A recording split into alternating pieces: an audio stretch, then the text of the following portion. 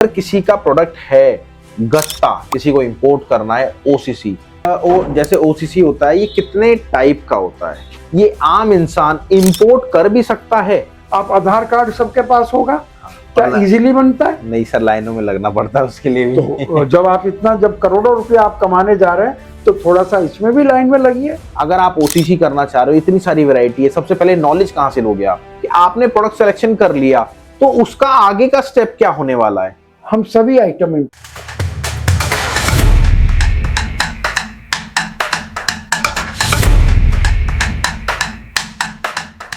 दोस्तों बहुत बहुत नमस्कार आपका। देखिए, मैं जानता हूं आपको इंपोर्ट बिजनेस में जाना है और सारी वीडियोस ढूंढते ढूंढते आप यहां तक आए हो। तो मैं आपको बताता हूं, इस वीडियो में पूरी डिटेल में बात करेंगे गत्ता, जी हाँ, ओसीसी के ऊपर। कैसे आप इंपोर्ट कर सकते हो, क्या क्या डॉक्यूमेंट्स लगते हैं, क्या प्रोसीजर होता है इंपोर्ट के लिए, और बताने के लिए हमारे साथ हैं doctor Ashok Gupta sir. Sir बहुत बहुत नमस्कार। नमस्कार राहुल जी। सर, हम तो इंपोर्ट एक्सपोर्ट की सोचते हैं, बट सर का खुद 5 कंट्री में एसोसिएट ऑफिसेज हैं और 49 साल का सर को एक्सपीरियंस है, और सर लगभग 28 कंट्री में सर ट्रेवल कर चुके हैं इंपोर्ट एक्सपोर्ट बिजनेस रिलेटेड। एक भी बार सर का ये दावा है कि एक भी बार एक कंट्री में मैं कभी भी घूमने नहीं गया। घूमने का टाइम ही नहीं मिलता है। बिल्कुल। तो चलिए करते हैं वीडियो की शुरुआत। वीडियो लास्ट तक देखना, अच्छी लगे हो तो प्लीज सेव कर लेना अपने पास। और हाँ, हमारे फ्री सेशंस होते हैं, उसमें जरूर आना 1-to-1 सर के साथ मीटिंग करने के लिए। जी हाँ, मीटिंग कैसे? ऑनलाइन मीटिंग जूम पे। तो चलिए बात करते हैं। सर, अगर किसी का प्रोडक्ट है गत्ता, किसी को इंपोर्ट करना है ओसीसी, एक तो कितने बजट में वो काम हो जाता है, पहले तो ये बताइए, मेरी रिक्वेस्ट है। जी राहुल जी, बहुत ही अच्छा आपने सवाल पूछा, पर मैं ये देख रहा था आपने एक शब्द यूज किया, ओसीसी। बिल्कुल सर। तो ओसीसी का फुल फॉर्म होता है ओल्ड कॉरोगेटेड। कॉरोगेटेड मतलब जो ऐसे उसमें कागज घूम घूम के लगा होता है। बिल्कुल बिल्कुल। ओल्ड कॉरोगेटेड कार्टन, यानी जो डब्बे होते हैं, बिल्कुल, जो खाकी या कलर्ड या जैसे भी, जो बाहर से जितना भी सामान आप खरीदते हैं वो किसी ना किसी डब्बे में होता है। बिल्कुल बिल्कुल। चाहे वो दवाई की शीशी है वो डब्बे में होगी, या हर चीज में डब्बा इस्तेमाल होता है। पैकिंग, हम किसी को गिफ्ट दे रहे हैं, किसी डब्बे में दे रहे हैं, तो उसको जर्नल गत्ता बोला जाता है, गत्ते के नाम से, या ओसीसी, ओल्ड कॉरोगेटेड कार्टन। बिल्कुल बिल्कुल।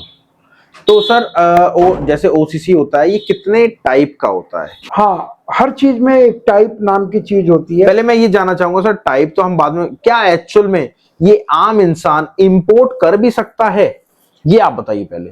बिल्कुल, मैं तो कहता हूं कर सकता है, और हमारी डिमांड है इंडिया में, और इसको हमें करना चाहिए। क्योंकि देखिए, गत्ते की डिमांड कभी कम नहीं होगी, बिल्कुल। पेपर की डिमांड कम नहीं होगी, बिल्कुल। गत्ते से दूसरा गत्ता बन जाता है, बिल्कुल। गत्ते से पेपर बन जाता है।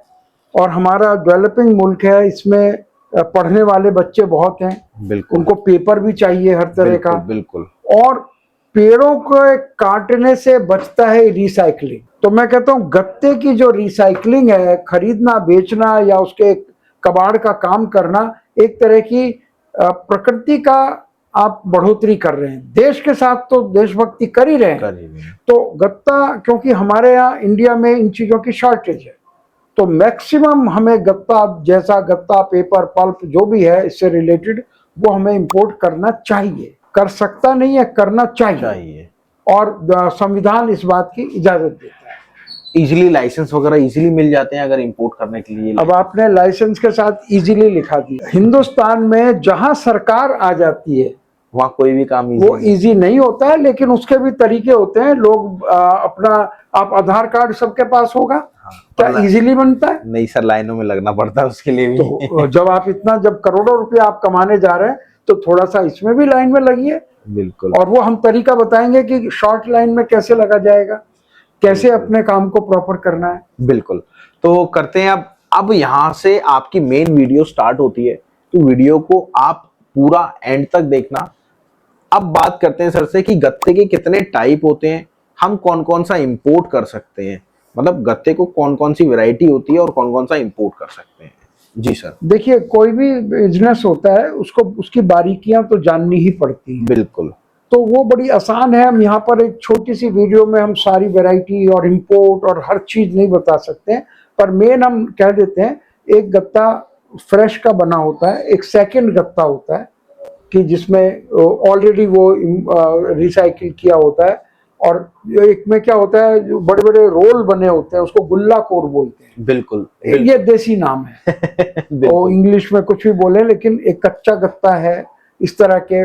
फर्स्ट का यानी जो काफी स्ट्रॉन्ग होता है फर्स्ट का गत्ता है। डुप्लेक्स है, कोरोगेटेड की 2 या 3 लेयर्स होती हैं। तो इस तरह से डाई क्राफ्ट है, डुप्लेक्स डाई क्राफ्ट है, बहुत सी वैरायटीज है, लेकिन सब तरह की वैरायटीज होती हैं और सभी काम आ जाती है। बिल्कुल। तो इसमें से कौन सी आइटम हम इंपोर्ट कर सकते हैं?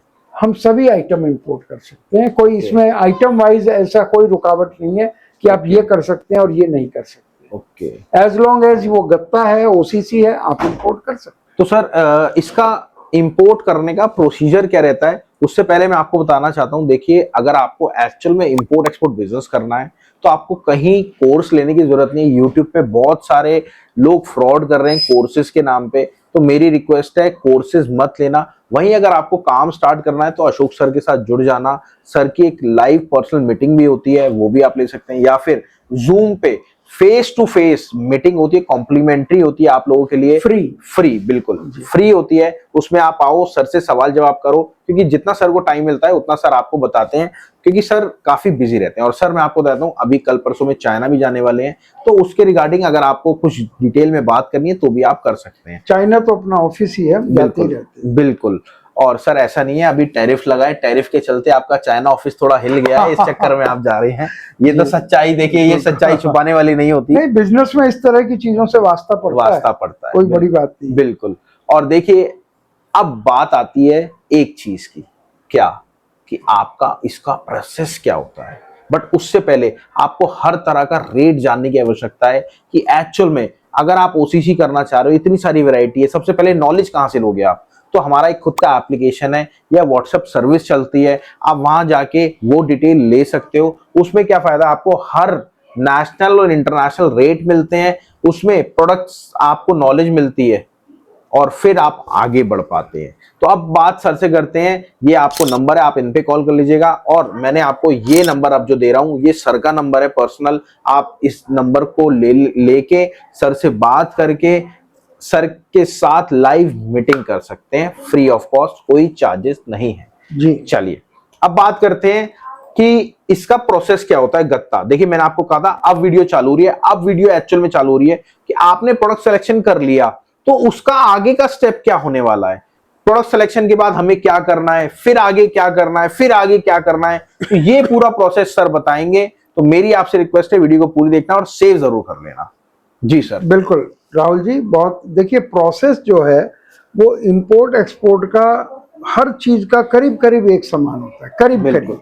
तो उसमें क्या है कि हमें आपने सबसे पहला होता है कि प्रोडक्ट को सेलेक्ट करना, बिल्कुल, जो हमने कर लिया। बिल्कुल सर। ओसीसी गत्ता जिसको हिंदी में बोलते हैं। बिल्कुल। अब प्रोडक्ट सिलेक्शन के बाद एक सबसे बड़ी चीज आती है, कोई भी जिंदगी में भी आपने कहा मैं साड़ी खरीदनी है, तो साड़ी कौन सी दुकान से खरीदे, कौन से मार्केट से खरीदें? दुकान से पहले मार्केट चाहिए। बिल्कुल सर। दिल्ली में चांदी चौक से खरीदें, करोल बाग से खरीदें, सरोजिनी नगर से खरीदें, कहां से खरीदें? बिल्कुल। तो हमें वो कंट्री सेलेक्ट करना है। तो कंट्री सेलेक्ट करने में हम यानी स्टार्टअप इंडिया आपकी हेल्प करती है। आपका क्या बजट है, आपका क्या आपको ऑलरेडी जानकारी है, तो उस हिसाब से हम कंट्री को सेलेक्ट करने में हेल्प करते हैं। बिल्कुल। फिर उसके बाद क्या स्टेप रहता है? जैसे कंट्री सेलेक्ट हो गई, फिर क्या प्रोसीजर रहेगा सर? देखिए मैं आज पूरा प्रोसीजर जानने वाला हूँ। हमारे लोग, मैं आपको बताता हूँ सर, हमारे इतने जल्दी सब्सक्राइबर बढ़े हैं क्योंकि आपके पास एक्सपीरियंस है और आप पूरा एक्सपीरियंस अपना शेयर करते हैं और एक्चुअल में आप लोगों की मदद करते हैं काम चालू कराने के लिए। ठीक है, तो क्या प्रोसीजर रहता है सर? उसके बाद जैसे किसी ने मार्केट सेलेक्ट भी कर लिया, कंट्री सेलेक्ट भी कर लिया, उसके बाद क्या प्रोसीजर रहता है? देखिए उसके बाद होता है कि हम एक कंपनी बनाएं। बिल्कुल। हमारे हिंदुस्तान में क्या है कि सबसे पहले कंपनी बनाते, अभी काम का पता नहीं, क्या काम करेंगे, कहां से लाएंगे, क्या कुछ होने वाला है सबसे, और कंपनी बनाने में ही उनका तेल निकल जाता है। बिल्कुल। क्योंकि यहाँ हर काम बड़ा स्लो होता है और हम लोग इस बात के वाकिफ नहीं हैं, बिल्कुल। तो कंपनी बनाना और क्या डॉक्यूमेंट्स तैयार करने हैं ये सबसे आसान काम है, लेकिन ये थर्ड स्टेज पे होना चाहिए और लोग सबसे पहली स्टेज पे, तो पहले ही उनकी सारी एनर्जी उसमें चली जाती है, आगे का काम ही नहीं कर पाते हैं। और ऊपर से जैसे आप कंपनी बनाते हो तो सरकार की बहुत सारी फॉर्मेलिटीज होती है, बिल्कुल, आपको रिटर्न फाइल करनी पड़ती है, आपने इस महीने क्या काम किया, जीएसटी फाइल करना है और बहुत सारी चीजें फाइल करनी है, तो उसको आप थोड़ा सा बाद में रखें, कंपनी फॉर्म कर लें और उसके ये थर्ड स्टेप है। और चौथा स्टेप क्या आता है सर, देखा जाए तो? एक बहुत जरूरी चीज इंडिया में भी आजकल जरूरी हो गई, विदेश बिजनेस में तो है ही, अपनी कंपनी की एक वेबसाइट बनाना। ओके। जरूरी नहीं है वो बहुत बड़ी वेबसाइट हो, लेकिन मुख्य मुख्य बातें जो 5-6 पेज की बनती है, और आपके प्रोडक्ट्स आप किस में डील करते हैं, आपके अच्छे ग्राहक, आपकी विशेषताएं उस वेबसाइट में लिखी जानी चाहिए। फिर उसके बाद क्या प्रोसीजर चलता है उसके बाद, क्योंकि आप इंपोर्ट कर रहे हैं, कोई भी दुकान खोलेंगे तो आपको पहले पता होना चाहिए आपका खरीदार कौन है, उनसे बातचीत होनी चाहिए, सर्वे होना चाहिए। तो क्योंकि आप गत्ता इंपोर्ट कर रहे हैं तो बायर्स को भी ढूंढना है, वो हमारी हेल्प से, स्टार्टअप इंडिया की हेल्प से आप एक बायर के ऊपर डिपेंड ना करें। कई बार लोग एक बायर से ही बड़े उत्तेजित हो जाते हैं। बिल्कुल। एक किसी ने कहा, किसी के चाचा के लड़के ने कहा गत्ता बहुत अच्छा काम है, बस लग गए गत्ते के पीछे और वही समझ लिया वो चाचे का लड़का ही बायर है, उस बेचारे को आता ही नहीं है काम, उसने कहीं से सुना था। तो लेकिन काम बहुत अच्छा है, तो लेकिन हमें अब बायर ढूंढने हैं, वो एक नहीं 50 बायर जिससे आप कंपेयर कर सकें। बिल्कुल। तो फिफ्थ स्टेप होगा बायर्स को ढूंढना। फिर उसके बाद क्या स्टेप फॉलो करें? जब आपके पास बायर आ गए तो वो आपसे माल मांगेंगे। बिल्कुल। तो अब आपको फॉरेन में सप्लायर ढूंढना है। ओके। और वो ढूंढना ऐसे कैसे ढूंढेंगे? इंटरनेट पे, इंटरनेट एक बहुत अच्छा टूल है, लेकिन इसको इस्तेमाल करना भी तो आना चाहिए।